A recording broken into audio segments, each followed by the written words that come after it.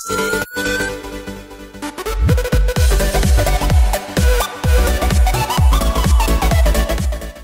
YouTube et bienvenue à 5 à la fois. Dans leçon 1.2, nous allons finalement créer notre premier site web et nous allons commencer à coder avec la balise de header, aussi connue comme en-tête en français. Afin de bien commencer, je veux reprendre le code de example.com. Pour voir le code de nouveau, je vais sélectionner Afficher, Options pour les développeurs et ensuite Code source. Maintenant, je veux copier tout ce code et je veux le remanier. Pour faire cela, je vais appuyer sur Command-A sur un Mac ou Ctrl-A sur un PC. Et ensuite, je vais le copier. Pour le copier, je vais sélectionner Command-C sur mon Mac et sur un PC, c'est Ctrl-C. Maintenant que je l'ai copié, je veux le placer dans mon logiciel, soit TextWrangler ou Notepad++. Ici, je vais appuyer sur Command-V, qui est notre coller, ou sur un PC, Ctrl-V. Maintenant, je viens de copier le site web. Je veux le sauvegarder. Pour le sauvegarder, je vais sélectionner Fichier ou File, et ensuite Save As ou Enregistrer sous. Je vais le sauver dans le dossier de mes sites, et je vais le nommer Index. C'est un nom spécial qui désigne le fichier contenant la page d'accueil de notre site web. Je le sauve, parfait. Maintenant, je vais l'ouvrir pour vérifier que c'est un bon site web dans mes sites et ensuite ouvrir avec Google Chrome. Voilà mon site web qui est identique à celui-ci qui est le vrai example.com. Maintenant, j'ai fini avec cela, alors je vais le fermer. Moi, je trouve ma vie beaucoup plus facile quand je fais la programmation si je peux voir deux écrans en même temps. Donc, je vais juste diviser mes écrans encore une fois. Pour faire ceci, sur un PC, il n'y a rien à télécharger. Il faut simplement glisser la fenêtre juste dans le coin, juste au bord. Sur un Mac, j'ai besoin de télécharger l'application qui s'appelle Better Touch Tool. J'ai mis un lien de téléchargement dans la description de la leçon aujourd'hui. Finalement, c'est le temps de créer notre site web. Pour commencer, je vais enlever le example domain et je vais dire site web de Nicolas. Au lieu d'aller fichier, enregistrer à chaque fois, il y a un raccourci.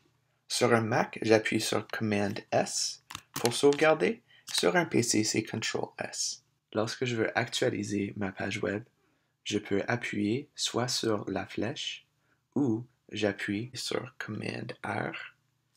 Et sur un PC, j'appuie sur F5. Cela actualise une page web. Alors, si j'actualise, maintenant je vois que ça dit site web de Nicolas. Une autre chose que je veux enlever, c'est la section de style dans l'entête. Alors je vais l'enlever. Parfait. Je vais garder les informations méta. Encore une fois, sauvegarder, actualiser. Et maintenant, tu peux voir que le site web a l'air plutôt d'un site web des années 90 et non pas un site web de nos jours. Et une dernière chose que je veux enlever, c'est tout ce qui se trouve à l'intérieur du corps de mon site web. Ceci nous permet de recommencer de zéro. On a un site web qui est complètement vide. Je vais commencer mon site web en utilisant des headers ou des en-têtes. Pour créer des headers, je vais utiliser mes chevrons pour créer ma balise. Alors, je vais créer l'en-tête ou header H1.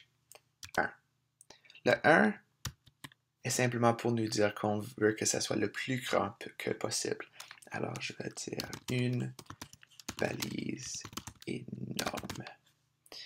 Et je dois maintenant fermer ma balise en ajoutant la barre oblique. Je vais le sauvegarder. Et ici, sur ma page web, je vais maintenant l'actualiser. Voilà, une balise énorme. C'est pas mal grand. Pour rendre une balise un peu plus petite, je peux utiliser H2. Une grande balise. Et je vais fermer la balise. Sauvegarder. Actualiser. Et comme tu peux voir, c'est un peu plus petit. Si on continue, je vais essayer avec H3. Je vais juste écrire une balise cette fois. Une balise, je vais fermer. Parfait, sauvegarder. Actualiser un peu plus petit encore. Ce que je vais faire au lieu de le taper à chaque fois, je vais simplement copier mon code et je vais le recréer. 3, 4, 5, 6, H3, H4, H5, H6. J'actualise ma page. Et comme tu peux voir, ça devient de plus en plus petit. Normalement, sur un site web, tu utilises H1 peut-être une fois, H2 peut-être 2 ou 3 fois, mais normalement, je n'utilise pas les H3, 4, 5 et 6. À la fin de chaque vidéo, je vais te donner un petit défi à essayer. Aujourd'hui, je te suggère d'essayer avec l'anté de H7 pour voir ce que ça te donne. N'oubliez pas que les leçons se trouvent à droite si tu veux passer à la prochaine. Et aussi, dans la description, tu peux trouver un document qui a tout ce que nous avons travaillé aujourd'hui. Salut!